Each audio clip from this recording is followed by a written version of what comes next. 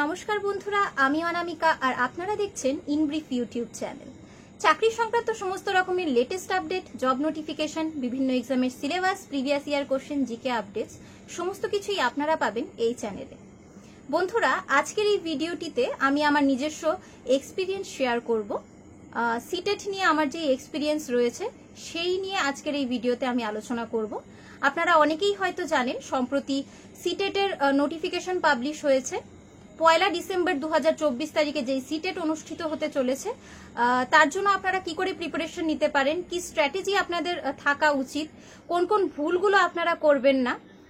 আমি যে আগে সিটেট কোয়ালিফাই করেছি সেখানে আমার স্কোর কত ছিল, স্ট্র্যাটেজি কি ছিল কোয়ালিফাই করার, কি করে আপনারা একটি মাত্র অ্যাটেম্পটেই এই সিটেট কোয়ালিফাই করতে পারবেন, সমস্ত বিষয়গুলো নিয়ে এখানে আমি বলবো।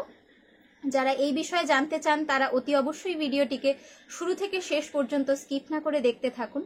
আর ভিডিওটি ভালো লাগলে অতি অবশ্যই প্রয়োজনীয় বন্ধু বান্ধবদের সঙ্গে শেয়ার করুন, পৌঁছে দিন যারা এই বিষয়ে জানতে চায় তাদের কাছে। তো চলুন আর দেরি না করে ভিডিওটি শুরু করা যাক। আপনারা জানেন 1 ডিসেম্বর 2024 তারিখে সিটেট অনুষ্ঠিত হতে চলেছে। এটা কিন্তু বছরে দুবার হয়ে থাকে এক্সাম। এবছরে যদিও জানুয়ারি মাসে একবার হয়েছিল, তারপর জুলাইয়ে একবার হয়েছে, আর এটা ডিসেম্বরেও এবার হয়ে যাচ্ছে এক্সামিনেশনটা। তো যারা এর প্রিপারেশন নিতে চান তারা কি কি স্ট্র্যাটেজি ফলো করতে পারেন সেই সমস্ত বিষয়গুলো এখন আমি একটু বলবো। এই 1 ডিসেম্বর 2024 তারিখ যেই সিটেট এক্সামিনেশন হতে চলেছে এর ফর্ম ফিল আপ আপনারা শুরু করতে পারবেন 17 সেপ্টেম্বর 2024 তারিখ থেকে, এবং 16 অক্টোবর 2024 তারিখ পর্যন্ত আপনারা ফর্ম ফিল আপ করতে পারবেন। মূলত দুটি পেপার এখানে থাকে, সিটেট পেপার 1 এবং সিটেট পেপার 2। যারা বিএড ক্যান্ডিডেটস রয়েছেন তারা কেবলমাত্র সিটেট পেপার 2-র জন্য এলিজিবল, এবং যারা ডিএলএড ক্যান্ডিডেটস রয়েছেন, হায়ার সেকেন্ডারি পাস এবং সেই সঙ্গে যাদের ডিএলএড রয়েছে তারা সিটেট পেপার 1 আপনারা ফিল আপ করতে পারবেন, এবং যাদের গ্র্যাজুয়েশন এবং ডিএলএড কোর্স করা রয়েছে তারা কিন্তু সিটেট পেপার 1 এবং সিটেট পেপার 2 দুটো পেপারই আপনারা ফিল আপ করতে পারবেন। দুটো পেপার ফিল আপ করলে জেনারেল ক্যাটাগরির প্রার্থীদের ক্ষেত্রে এখানে 1200 টাকা করে ফিস লাগবে, আর যে কোনো একটি পেপার যদি আপনারা ফিল আপ করেন সেই ক্ষেত্রে আপনাদেরকে পে করতে হবে 1000 টাকা। আর এসসি এসটি ক্যান্ডিডেটসদের ক্ষেত্রে দুটো পেপার যদি আপনারা ফিল আপ করেন সেই ক্ষেত্রে আপনাদেরকে পে করতে হবে 600 টাকা, আর একটা পেপার যদি আপনারা ফিল আপ করেন সেই ক্ষেত্রে আপনাদেরকে পে করতে হবে 500 টাকা। এই তো হলো যে কারা এখানে অ্যাপ্লাই করতে পারবেন। যারা ফাইনাল ইয়ার স্টুডেন্ট রয়েছেন, আপনারা টিচার ট্রেনিং কোর্সের ফাইনাল ইয়ারে যারা রয়েছেন তারাও কিন্তু এই সিটেটের জন্য অ্যাপ্লাই করতে পারবেন। 1 বছর যাদের হয়ে গেছে তারা একদম অনায়াসেই এই সিটেটের জন্য অ্যাপ্লাই করতে পারবেন। তো এখানে কি কি স্ট্র্যাটেজি এখানে ফলো করা দরকার সেটা বলে রাখি। আমি যেই সিটেটটা কোয়ালিফাই করেছিলাম সেখানে আমি 110 স্কোর করেছি। আমি যখন সিটেট প্রথমবার দিয়েছিলাম তখন আমি যেই ভুলটা করেছিলাম সেটা আগে বলি। সিটেটে দুটো বুকলেট আপনাদেরকে দেয়া হয়ে থাকে। আমি যেহেতু বিএড এর স্টুডেন্ট ছিলাম এবং আমি শুধু সিটেট পেপার 2-র জন্যই অ্যাপ্লাই করেছিলাম, তো সিটেট পেপার 2 এক্সাম আমি যখন দিতে যাই তখন ওখানে দুটো বুকলেট প্রোভাইড করা হয়েছিল। মেইন বুকলেটে আমার ফার্স্ট ল্যাঙ্গুয়েজ ছিল ইংলিশ। আমি যেহেতু সিবিএসসি বোর্ডের স্টুডেন্ট এবং ইংলিশ মিডিয়ামেরই স্টুডেন্ট, তাই আমি ফার্স্ট ল্যাঙ্গুয়েজটা ইংলিশ রেখেছিলাম। তো মেইন বুকলেটে ইংলিশ এবং হিন্দি এই দুটো পোর্শন থাকে।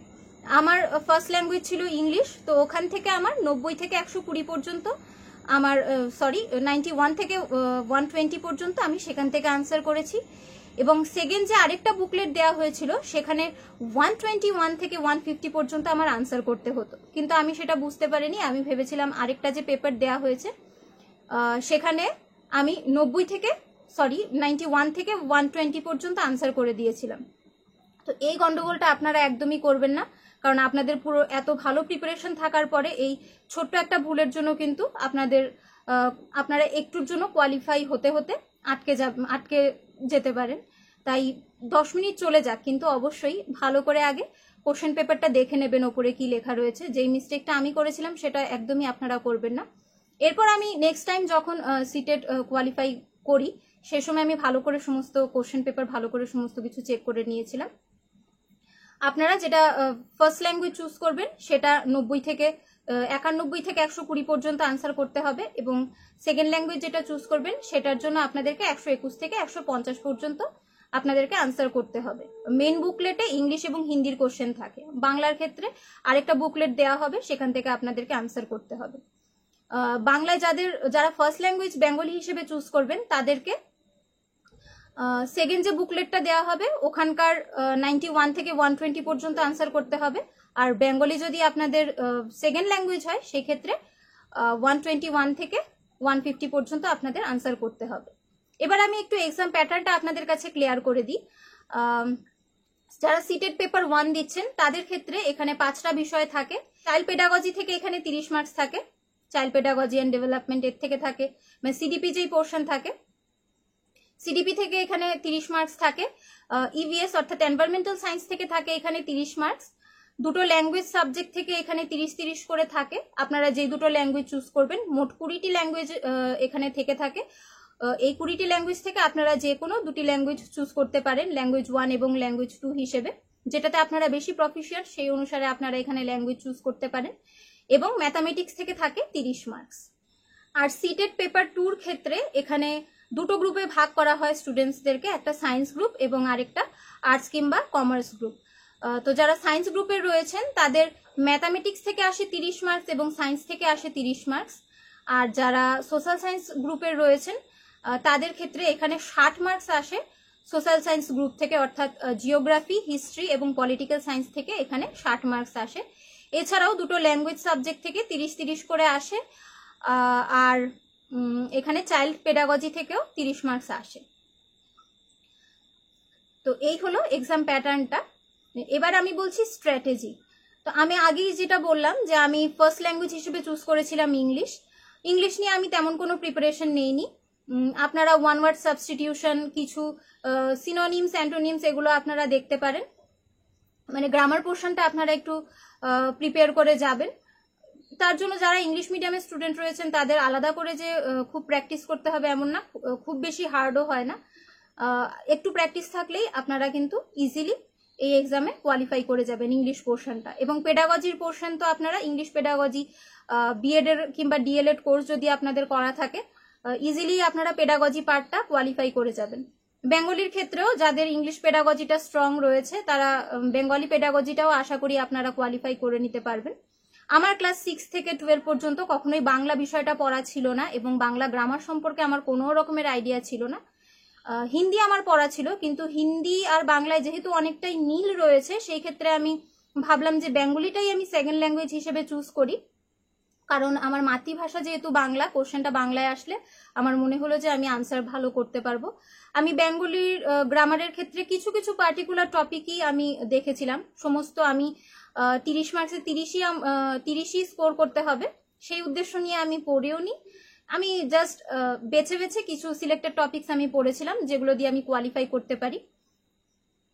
যেমন আমি কারক, বিভক্তি, সমাস, তারপর বিভিন্ন ধরনের বাক্য, যৌগিক, জটিল বাক্য, সরল বাক্য, এই সমস্ত জিনিসগুলো একটু দেখেছিলাম।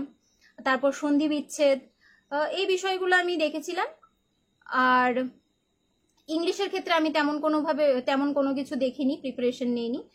সায়েন্সের ক্ষেত্রে আপনারা যদি প্রিপেয়ার করতে চান সেই ক্ষেত্রে বলবো 6 থেকে ক্লাস 8 পর্যন্ত এনসিইআরটির যে চ্যাপ্টার্সগুলো রয়েছে সেগুলো আপনারা যদি একবার থরলি দেখে যান, একদম ডিরেক্ট কিছু কোশ্চেনও কিন্তু ওখানে চলে আসে। আর 9-10 থেকেও কিছু কিছু চ্যাপ্টার খুব ইম্পর্টেন্ট থাকে যেখান থেকে কিছু কোশ্চেন আসে। তবে 6 থেকে 8 পর্যন্ত আপনারা সায়েন্স কিন্তু একদমই স্কিপ করবেন না, অবশ্যই আপনারা পড়বেন। এবং কিছু কিছু ইম্পর্টেন্ট টপিকের উপরে আপনারা যদি ছোট করে নোটস প্রিপেয়ার করে নিতে পারেন খুবই সুবিধে হয়। ইউটিউবে প্রচুর এরকম চ্যানেল রয়েছে যেখানে সিটেটের সায়েন্সের প্রিপারেশন করানো হয়, আপনারা সেই সমস্ত চ্যানেলগুলো থেকে হেল্প নিতে পারেন। কিংবা আপনারা যদি চান যে ছোট ছোট টপিক খুব কম সময়ের মধ্যে আপনারা যদি সায়েন্সের টপিকগুলো প্রিপেয়ার করতে চান সেক্ষেত্রে আপনারা কমেন্ট করে জানাতে পারেন। কিছু কিছু টপিক নিয়ে আমিও ভিডিও আপনাদের জন্য নিয়ে আসতে পারি। অবশ্যই আপনারা যদি চান, মেজরিটি যদি চায় সেক্ষেত্রে আমি অল্প কিছু যেগুলো খুব ইম্পর্টেন্ট টপিক সিটেটের জন্য সেই টপিকগুলোর ওপর কিছু ভিডিও নিয়ে আসার চেষ্টা করব। তো আপনারা সায়েন্সের পোর্শনটা এইভাবে করে প্রিপেয়ার করে নিতে পারেন 6 থেকে 8 এনসিইআরটি। আর ম্যাথসের প্রিপারেশনের ক্ষেত্রে এখানে 6 থেকে 8 পর্যন্ত যে সমস্ত ম্যাথসগুলো আমরা করে থাকি, আর 9-10-এরও কিছু কিছু ম্যাথস এখানে এসে থাকে। বিশেষ করে অ্যারিথমেটিক পোর্শনটা আপনারা খুব ভালো করে প্রিপেয়ার করবেন। যেমন ধরুন রেশিও অ্যান্ড প্রপোর্শন, সিম্পলিফিকেশন, এরপর percentage, simple interest, compound interest, এই সমস্ত বিষয়গুলো থেকে কিন্তু এখানে কোশ্চেন আসে। টাইম অ্যান্ড ওয়ার্ক, ফ্র্যাকশন, এই বিষয়গুলো থেকে এখানে কোশ্চেন আসে।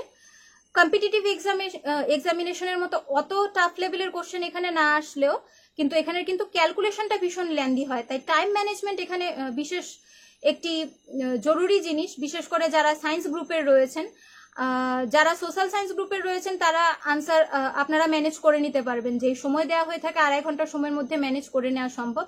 কিন্তু সায়েন্সের ক্ষেত্রে আমি এটা বলছি, ম্যাথসের জন্য আপনাদেরকে সময় বাঁচাতে হবে। বাকি পেডাগজির কোশ্চেন কিন্তু একটু ট্রিকি হয়ে থাকে, ঘুরিয়ে কোশ্চেন আসে, আপনারা কনফিউজ হয়ে যেতে পারেন। আপনারা যদি টাইম ম্যানেজ না করেন সেই ক্ষেত্রে ম্যাথসের জন্য কিন্তু আপনারা টাইম পাবেন না। ম্যাথসের ক্যালকুলেশনগুলো যথেষ্ট লেন্দি হয়ে থাকে, সেই ক্ষেত্রে আপনাদেরকে প্র্যাকটিস করে যেতে হবে বাড়িতে। একটু একটু করে আপনারা এখন থেকে প্র্যাকটিস শুরু করে দিন। তো এভাবে আপনারা ম্যাথসের প্রিপারেশনও নিতে পারেন। এই স্ট্র্যাটেজিগুলো ফলো করে কিন্তু আপনারা এইভাবে করে সিটেটের প্রিপারেশন নিতে পারেন। আশা করি ভিডিওটি আপনাদের কাছে উপযোগী হবে। আরও কোনো প্রশ্ন থাকলে আপনারা আমাকে কমেন্ট করে জানাতে পারেন, আমি চেষ্টা করব আপনাদের উত্তর দেওয়ার। যারা 1 ডিসেম্বর সিটেট 2024-এর অফিসিয়াল নোটিফিকেশনটিকে ডাউনলোড করতে চান, ভিডিও ডেসক্রিপশনে লিঙ্ক দেওয়া থাকবে, তারা কাইন্ডলি আমার টেলিগ্রাম চ্যানেলটির সঙ্গে যুক্ত হয়ে যাবেন। ভিডিও ডেসক্রিপশনে লিঙ্ক রয়েছে, সেখান থেকে আমার টেলিগ্রাম চ্যানেলে আমি আপনাদেরকে অফিসিয়াল নোটিশ প্রোভাইড করে দেব, সেখান থেকে আপনারা ডাউনলোড করে নিতে পারবেন। আর চাকরি সংক্রান্ত বিভিন্ন লেটেস্ট আপডেট পেতে হলে আপনারা অতি অবশ্যই আমার চ্যানেলটিকে সাবস্ক্রাইব করে রাখবেন। আজকের জন্য এইটুকুই, অনেক ধন্যবাদ।